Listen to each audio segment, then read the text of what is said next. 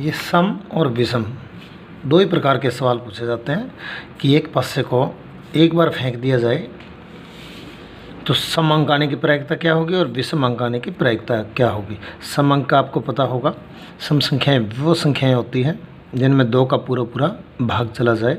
जैसे ये सम है, 4 भी सम है, 6 भी सम है, तो सम होंगी कुल मिलाकर के 3 और विषम भी होंगी 3। अनेक उदाहरण बनते हैं, लेकिन आपकी अभ्यास माला के मैंने केवल 2 क्वेश्चन लिए हैं। थोड़ा सा एक और बता देता हूँ। एक पासे को 2 बार फेंक दें या 2 पासों को एक बार फेंक दें, एक बार फेंकें तो कुल परिणाम है वो 36 ही होंगे। चाहे तो एक पासे को 2 बार फेंक दें या 2 पासों को एक बार फेंकें तो कुल परिणाम होंगे 36। एक क्वेश्चन इस पे बनता है, बड़ा क्वेश्चन है जो कि अमूमन पूछ लिया जाता है। अब आइए मैं 2 उदाहरण ले रहा हूँ, दोनों उदाहरणों से स्पष्ट कर दूँ। मैंने लिखे पड़े हैं सवाल। एक पासे को फेंकने पर एक बार फेंकना है। यदि 2 बार फेंकना होता तो यहाँ 2 बार फेंकने पर होता। 4 से बड़ा अंक आने की प्रायिकता क्या होगी। सबसे पहले घटना के कुल परिणामों की संख्या, घटना के कुल परिणामों की संख्या, और घटना के कुल परिणाम आपको मैंने पहले बताया था 6 हैं। और घटना के अनुकूल परिणामों की संख्या, घटना के अनुकूल परिणामों की संख्या, अनुकूल परिणामों की संख्या और अनुकूल 4 से बड़ा अंक 6। कुल परिणाम 6 है तो इसका अर्थ है 1 2 3 4 5 और 6 ये अंक होते हैं, यानी ये कुल परिणाम है। इनमें सवाल में ये पूछ लिया 4 से बड़ा। अब 4 से बड़ा 5 है और 4 से बड़ा 6 है, यानी 2 ही अंक ऐसे हैं जो 4 से बड़े हैं। इसलिए घटना के अनुकूल परिणाम केवल 2 होंगे। प्रायिकता सूत्र बार बार नहीं लिखूँगा, PE बराबर बोल देता हूँ घटना के अनुकूल परिणामों की संख्या बटे उसी घटना के कुल संभावित परिणामों की संख्या। ये आप लिख सकते हो कुल परिणामों की संख्या। तो घटना के अनुकूल परिणाम तो है 2 और घटना के कुल परिणाम है 6। इसको काट करके 2 एकम 2 और 2 3 6, 1/3 इसका आंसर होगा। अनेक सवाल पूछे जा सकते हैं। यह उदाहरण और ले लेता हूँ। एक पासे को एक बार फेंकने पर 3 से बड़ा अंक आने की प्रायिकता, तो 3 से बड़े कितने अंक हैं। चौका बड़ा है, 5 बड़ा है, 6 बड़ा है, यानी 3 अंक है, तो इसकी प्रायिकता हो जाएगी 3/6। 4 से बड़ा 5 से बड़ा अंक आने की प्रायिकता, 5 से बड़ा अंक केवल एक ही है, उसकी प्रायिकता होगी 1/6। अगर यहाँ आ जाए सवाल 6 से बड़ा आने की प्रायिकता, 6 से बड़ा कोई अंक नहीं होता पासे में, तो 6 से बड़ा अंक आने की प्रायिकता अनुकूल परिणाम हो जाएंगे 0/6 अर्थात 0 आ जाएंगे। 0 आ जाएंगे, इसका अर्थ है यह घटना असंभव घटना होगी। हम पासे को चाहे कितनी बार फेंक लें 6 से बड़ा अंक कभी भी नहीं आ सकता, क्योंकि पासे में अंक 6 ही तक होते हैं। इसके बाद अगला सवाल ले रहा हूँ मैं, आपके अभ्यास माला का 8वां क्वेश्चन है। एक पासे को 2 बार फेंक दें, मैंने अभी बताया था एक पासे को 2 बार फेंक दें या 2 पासों को एक बार फेंक दें, कुल 36 परिणाम होते हैं। एक पासे को 2 बार उछाला जाता है, इसकी क्या प्रायिकता है कि संख्याओं का योग क्या आए, 9 आए और संख्याओं का योग 13 आए। तो सबसे पहले आपको ऐसी टेबल बना लेनी है। पहला पासा, दूसरा पासा लिख देंगे आप, फर्स्ट ऑब्लिक सेकंड लिख देंगे। पहले पासे पर 1 से लेकर के 6 तक अंक लिख देंगे ऐसे स्तंभ में, और दूसरे पासे में 1 से लेकर 6 तक अंक लिख देंगे पंक्ति में। इसके बाद ये सारणी बना लेंगे। पहले पासे का 1 यहाँ फिक्स लिख देंगे, 1 फिक्स लिखते जाएंगे, 1 1 लिखते जाएंगे, 1 लिख दिया। उसके बाद दूसरे पासे का 1 की सीध में 1 लिख देंगे, 2 की सीध में 2 लिख देंगे, 3 की सीध में 3, 4 के सीध में 4, 5 के सीध में 5, 6 के सीध में 6 लिखते हैं। इस प्रकार ये सारणी कंप्लीट कर लेंगे और ये 1 2 3 4 5 6 और 1 2 3 4 5 और 6 6 के 36 कुल परिणाम हो गए 36। यहाँ सवाल चाहे कोई भी पूछ ले, कुल परिणामों की संख्या, कुल परिणाम मैं यहाँ शॉर्ट में लिख रहा हूँ 36। अब आपसे सवाल पूछा गया कि अंकों का योग 9 हो, अंकों का जोड़ 9 हो। अब 9 जोड़ होगा, आप यहाँ देखिए, आइए यहाँ 6 में 3 जोड़ देंगे 9 हो जाएगा, 5 में 4 जोड़ देंगे 9 हो जाएगा, 5 में 4 जोड़ देंगे 9 फिर हो जाएगा, 6 में 3 जोड़ेंगे 9 हो जाएगा। अर्थात ये अंक ऐसे हैं जिनका जोड़ 9 आता है। ये कितनी बारी आ रहे हैं? 1, 2, 3 और 4। तो अनुकूल परिणामों की संख्या, मैं घटना वगैरह नहीं लिख रहा हूँ, केवल अनुकूल परिणाम लिख रहा हूँ, संख्या भी नहीं लिख रहा हूँ। अनुकूल परिणाम कितने होंगे? 1, 2, 3, 4, अर्थात 4। प्रायिकता में फिर से सूत्र नहीं लिख रहा हूँ, PE बराबर घटना के अनुकूल परिणामों की संख्या बटे घटना के कुल परिणामों की संख्या, अर्थात 4/36। 4 से काट दें, 4 एकम 4, 9 चौके 36, 1/9 होगा। अनेक सवाल बनाए जा सकते हैं, लेकिन आपकी किताब में ये और अंकों का जोड़ 13 हो। अब अंकों का जोड़ 13 हो वो हमें देखना है। अंकों का जोड़ 13 लाना है, अंकों का जोड़ 13 लाना है।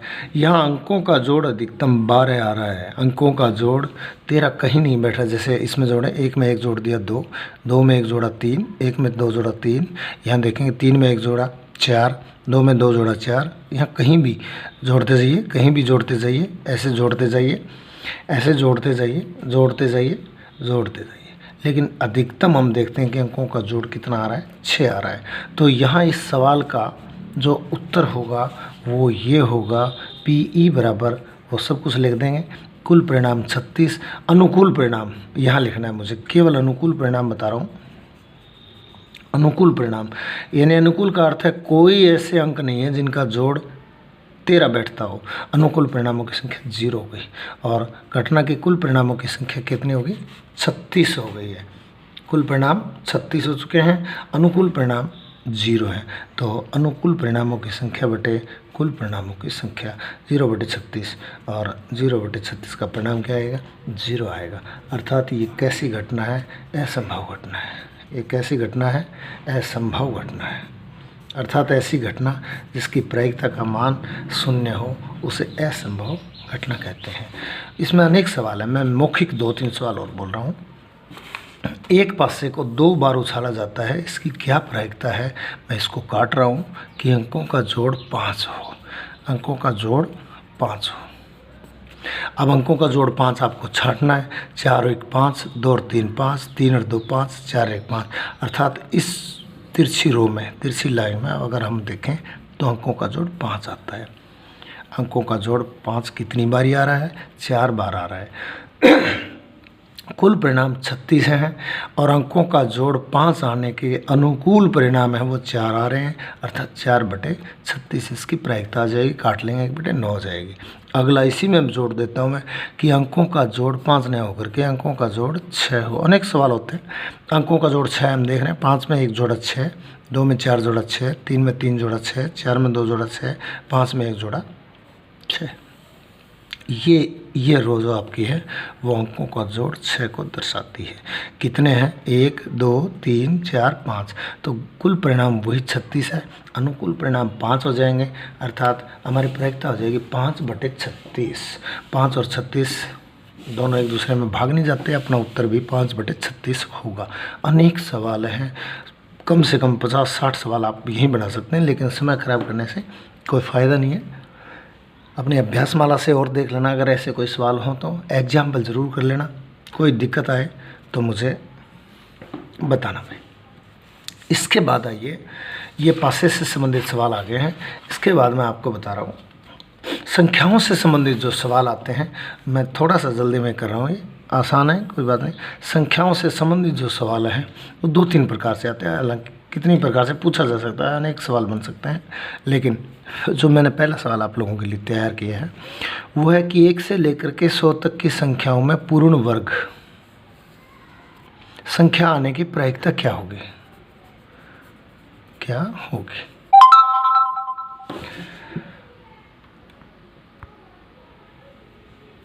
इसकी प्रायिकता क्या होगी?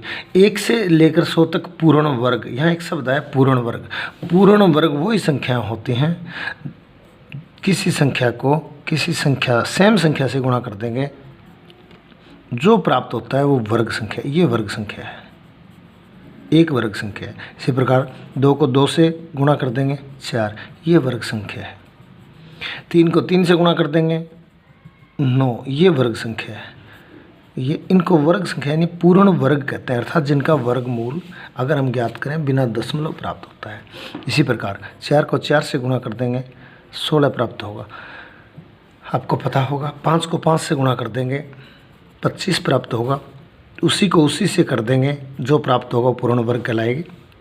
36 होगा। 7 को 7 से गुणा कर देंगे 49 होगा। 8 को 8 से गुणा कर देंगे 64 होगा। और 9 को 9 से गुणा करेंगे 81 होगा। और 10 को 10 से गुणा करेंगे 100 होगा। अब ये पूछ लिया सवाल, 1 से लेकर 100 तक की संख्याओं में पूर्ण वर्ग, ये सारी संख्याएं पूर्ण वर्ग कहलाती हैं भाई। ये कौन सी संख्या है? पूर्ण वर्ग संख्या है, पूर्ण वर्ग। अब 1 से 100 तक कितनी कौन कौन सी पूर्ण वर्ग संख्याएं हैं? 1 है, 4 है, 9 है, 16 है, 25, 36, 49, 64, 81 और 100। इनको गिन लें कितनी है? मुझे लगता है 10 होंगे। 1, 2, 3, 4, 5, 6, 7, 8, 9 और 10, अर्थात कुल परिणाम होंगे। मैं पूरा नहीं लिख रहा हूँ, कुल परिणामों की संख्या। वैसे आपको पूरा लिखना है कि घटना के कुल परिणामों की संख्या। कुल परिणामों की संख्या होगी भाई 100, क्योंकि 100 तक अंक लिखे हुए हैं। अनुकूल परिणाम किसके अनुकूल? पूर्ण वर्ग संख्या के अनुकूल परिणाम। अनुकूल परिणामों की संख्या हो जाएगी 10 हो जाएगी।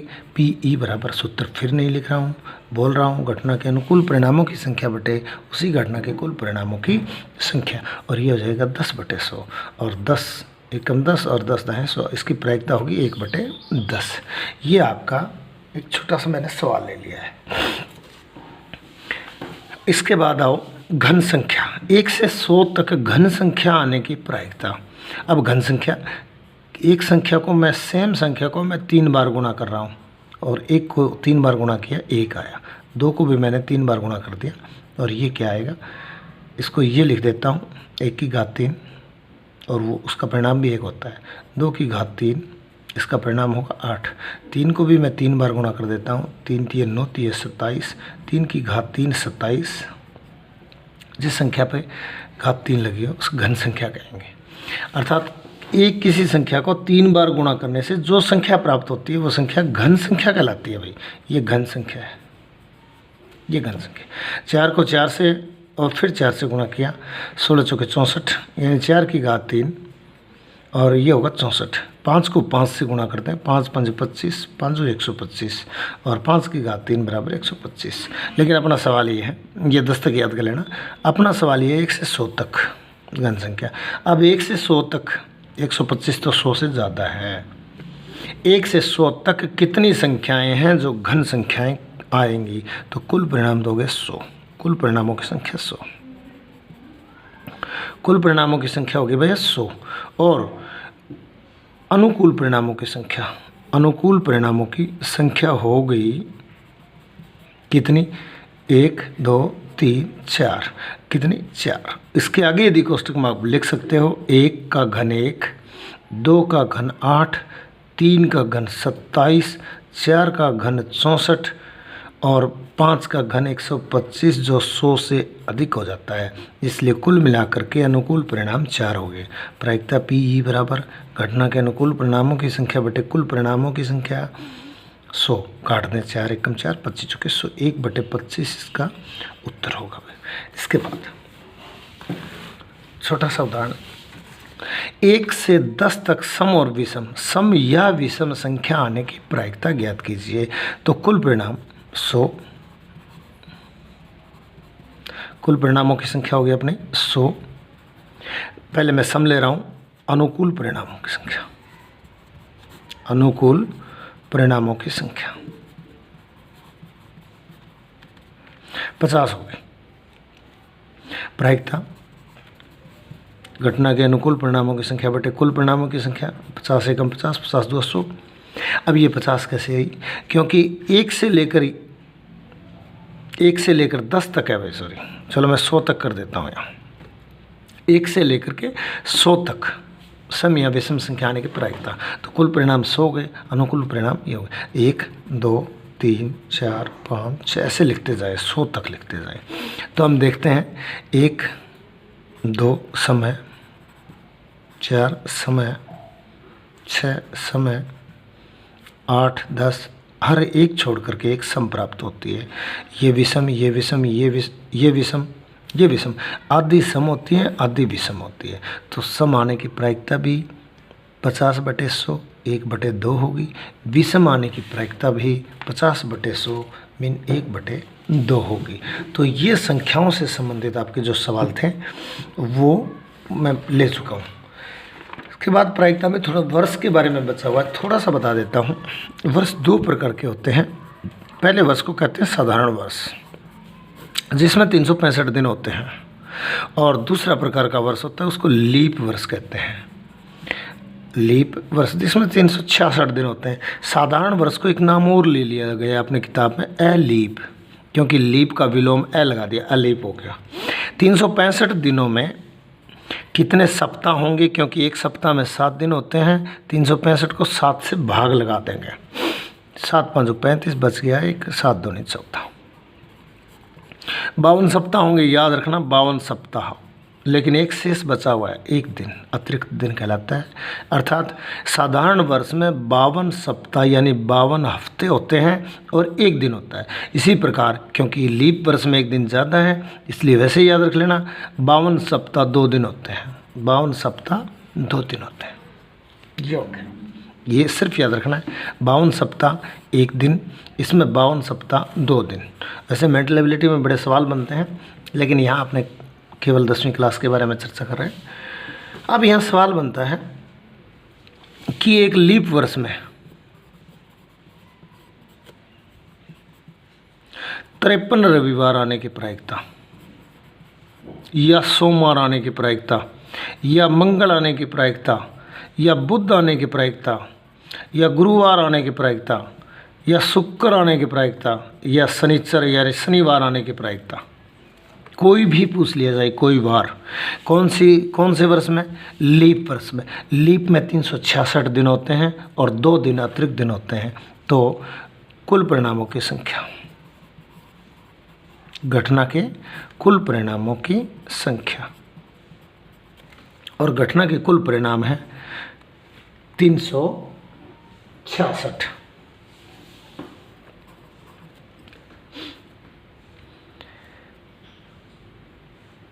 सॉरी, घटना के कुल परिणाम है 7, क्योंकि रविवार सप्ताह पूछा गया है। घटना के कुल परिणाम, एक लीप वर्ष में 53 रविवार, क्योंकि सप्ताह का जिक्र है, तो कुल परिणाम हो गए 7। इसके बाद अनुकूल परिणाम। अनुकूल का अर्थ है हमारे पास कितने दिन शेष हैं, 2 दिन बचे हुए हैं। अनुकूल परिणामों की संख्या हो जाएगी 2। इन 2 दिनों में क्या आने की प्रायिकता पूछा है? रविवार, सोमवार, मंगलवार, कुछ भी पूछा जा सकता है। तो इन 2 दिनों में ये कोई भी वार आ सकते हैं, यानी रविवार सोमवार आ सकता है, सोम मंगल आ सकता है, मंगल बुध आ सकता है, बुध बृहस्पति आ सकता है, बृहस्पति जो भी आ सकते हैं। तो अनुकूल परिणाम, कुल परिणाम हो गए 7 और अनुकूल परिणाम हो गए 2। इसकी प्रायिकता क्या होगी? PE बराबर 2/7। कोई भी वार पूछ लिया जाए। इसके बाद आपसे यही सवाल पूछ लिया जाए, एक एलीप वर्ष में, एक एलीप वर्ष में 52 रविवार तो होंगे, 52 सोमवार होंगे, 52 मंगलवार होंगे, 53 रविवार आने की प्रायिकता, 53 रविवार, सोमवार, मंगलवार कोई भी पूछ लिया जाए तो सेम टू सेम कुल परिणाम हो गया 7, अनुकूल परिणाम हो गया 2, और इसकी प्रायिकता होगी, अनुकूल परिणाम यहाँ 2 नहीं होंगे, यहाँ 1 होगा, क्योंकि एलीप वर्ष में 1 दिन अतिरिक्त बचता है, इसलिए इसकी प्रायिकता क्या होगी? 1/7। चाहे रविवार पूछ लिया जाए, चाहे सोमवार पूछ लिया जाए, चाहे मंगलवार पूछ लिया जाए, कोई भी वार पूछ लिया जाए, 7 वारों में से एक कोई भी वार पूछ लिया जाए, उसकी प्रायिकता होगी 1/7। लीप वर्ष में कोई भी वार पूछ लिया जाए, उसकी प्रायिकता होगी 2/7। ये 2 छोटे छोटे क्वेश्चन लीप और एलीप वर्ष के होते हैं। मैंने लगभग प्रायिकता के बारे में कोशिश की है कि आपको बता पाऊँ, लेकिन क्योंकि हर चीज़ तो नहीं बताई जा सकती, फिर भी कोई दिक्कत हो तो मुझसे संपर्क कर लें। धन्यवाद।